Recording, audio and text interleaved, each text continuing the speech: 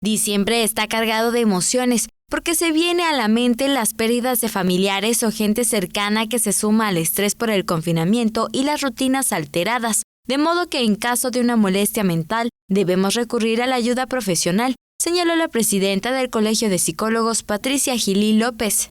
Los varones son los que más se rehúsan a recibir ayuda psicológica.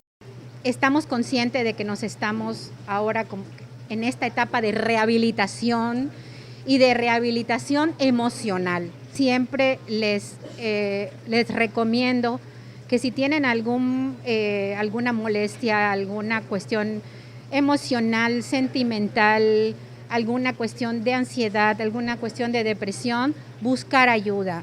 La contención emocional orilla a tomar graves decisiones y buscar salida por la puerta falsa. Con imágenes de Joaquín Martínez, el reporte de Álvaro Martínez, Tele Yucatán te informa.